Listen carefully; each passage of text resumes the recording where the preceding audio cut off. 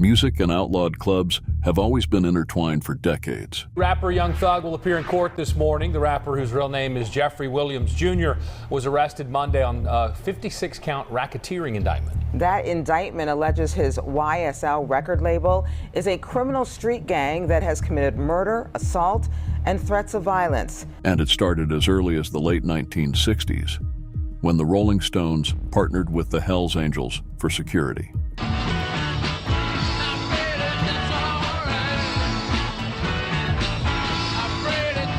Since then, the worlds of music and biker clubs have crossed paths more times than you might think. And today, we want to explore the story of a Canadian rapper who has repeatedly dropped hints suggesting an affiliation with the Hells Angels. He tends to lean towards the Bloods. He wears red most of the time. Okay. Even at a Blue Jays game, you'll see that he'll have something red, or he'll wear the one that they wear on Canada Day. While these hints went largely unnoticed for years, recent events have brought them into the spotlight, prompting closer scrutiny. Sorry, 50 dub, I even got it tatted on me. 81, they'll bring the crashers to the party. And you know me. With the ongoing longtime beef between Drake and Kendrick Lamar, more revelations have come to light, suggesting that the Canadian rapper is probably in bed with the Hells Angels. It all started in 2018 when Drake released a song he titled God's Plan. He used the number 81 in a verse in the song. 50 dub, I even got it tatted on me. 81, they'll bring the crashers to the party. While some saw this as a reference to Kobe Bryant, scoring 81 points against the Raptors in 2006, others believe he was repping the Hells Angels in the video. But the 2018 Hoodie Incident shed more light. The 2018 Hoodie Incident. Let's go back in time to 21st August, 2018. Travis Scott posts a picture on Instagram featuring himself and Drake. Seems harmless, right? Wrong, because the internet erupted when they noticed Drake's hoodie. Rapper and local sweetheart Drake is getting called out for a controversial wardrobe choice. This wasn't just any hoodie. It was essentially a billboard for the Hells Angels, and it raised eyebrows and questions. Was Drake a secret member of the Hells Angels? Or was he just showing support? The dark-colored hoodie had the slogan, "Support Downtown Big Red Machine," and the number 81. And if you are familiar with the gang world, you'll know that both the slogan and the number 81 refer to the Hells Angels Motorcycle Club. He wears red most of the time. Okay. Even at a Blue Jays game, you'll see that he'll have something red. Even the mayor of Toronto at the time weighed in on the matter. I don't think anybody should be going and buying, Hells Angel attire and wearing it. This incident happened in August 2018, and at the time it was mere speculation. Many people suspected that Drake was an undercover Hells Angels member, a quiet member who didn't want to draw the public's attention. The authorities warned that Drake was an influential person and that wearing the hoodie was a way of giving free publicity to the Hells Angels, and the matter died down. But a year later, something unexpected happened. Drake and Kendrick Lamar beef. Fast forward to July 2019. An Instagram user called out Drake for trying to appear tough by associating with the Hells Angels. Drake's savage reply to the comment seemed to suggest that there was some truth to the accusation. A celebrity like Drake obviously receives hundreds or even thousands of comments daily, but reacting to this particular comment out of the hundreds should mean something. That Drake was triggered by this comment could be an indicator that the Instagram user's claims had a bit of truth.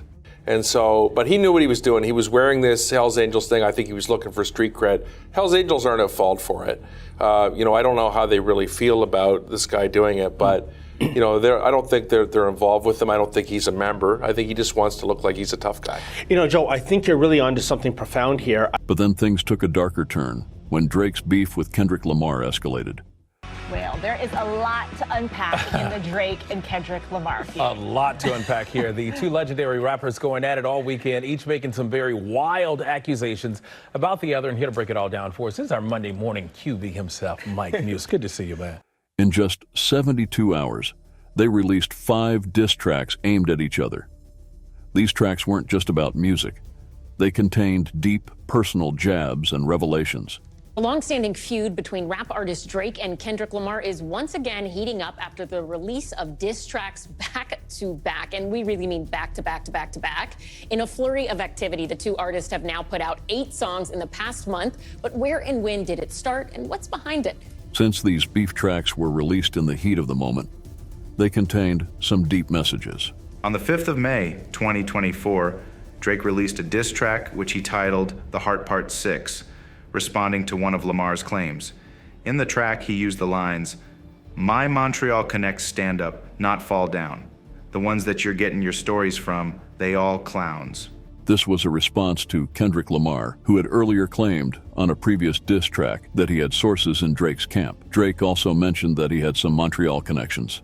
It is believed that the Canadian rapper was referring to his contacts in the Hells Angels. All of my ice, headed to Lala with all of my ice. This shit gotta be over by now for anyone out here that's calling it right. You're dead. But a day before making references to his Montreal connects, Drake released a video and a figure who appeared at the end of the video and got everybody talking. At the end of the video of the diss track titled Family Matters, Drake could be seen talking to a man. According to some fans, the man in the video is one of the leaders of the Hells Angels West End and previously managed a store that sold licensed Hells Angels merchandise. According to rumors, the man in the video is Andrew Kernew, a known Hells Angels associate who lives in Bridle Path 2. The Hells Angels are known to be a racist motorcycle club, even though they have refuted these claims from time to time. In fact, black people are not allowed to join the Hells Angels. But George Christie would have you believe otherwise. A few days ago, I interviewed a British brother named Peter Triton, and he was an international cocaine trafficker who got caught up in Ecuador and ended up doing a decade in their insane prisons, right? This makes sense why they would support Drake over other black rappers. For example, in the ongoing beef between Drake and Kendrick Lamar, the Hells Angels supported Drake over Lamar. Why? Because Kendrick Lamar is black. Even though he tackles big topics like racism, self-worth, and speaks against authorities, he's automatically disqualified from the Hells Angels support due to his skin color. And we hate po-po when they kill us dead on the street for sure. Hit her, I make the preachers dough. My knees getting weak and my gun might blow. We go be up. Did you catch that? Lamar stated his views on police brutality with that line in the song, quote, "And we hate the po-po, want to kill us in the street, faux show." KG. Please. I don't like it. I mean, you know I don't like it. That's why you came to me.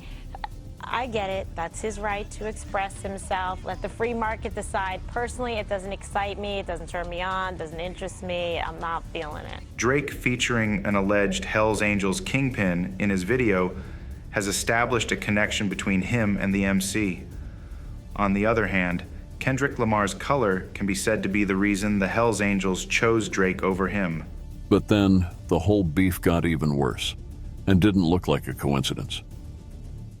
The Drake House shooting incident, May 7th, 2024. Breaking news out of Toronto.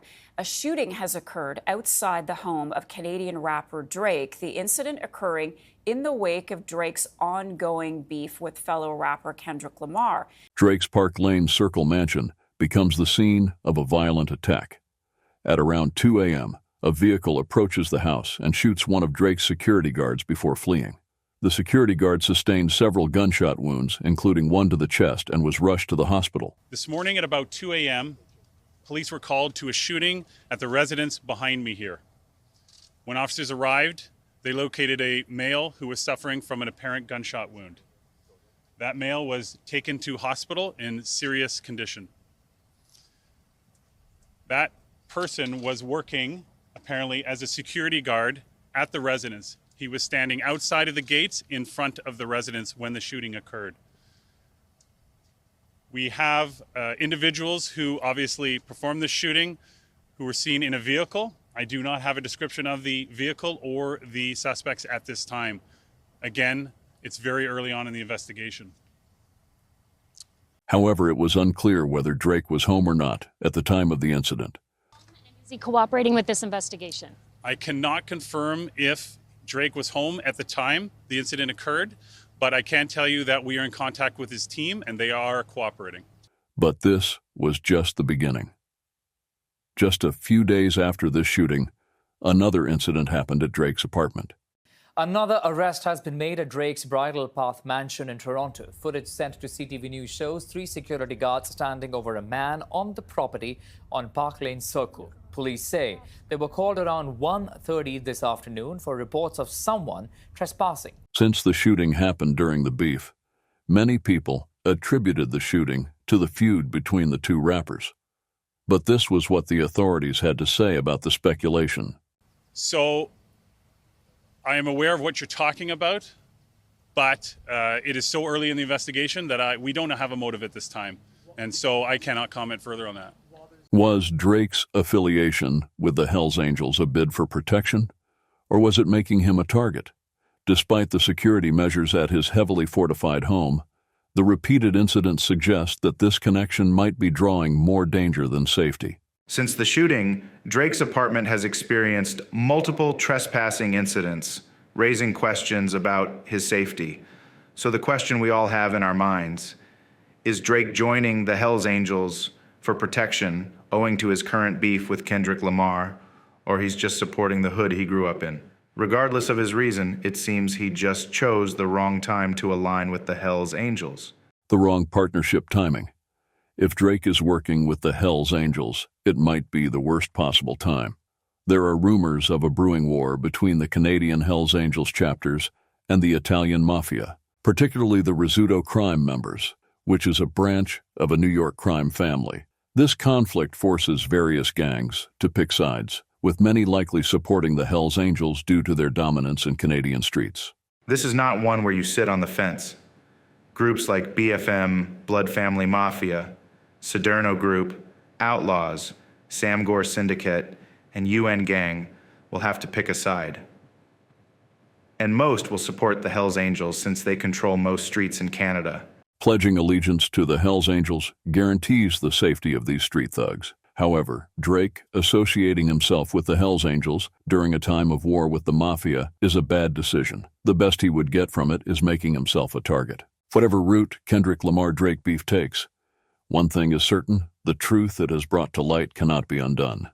As the rivalry continues, more revelations will hopefully give us the big picture of Drake's alleged affiliation with the Hells Angels.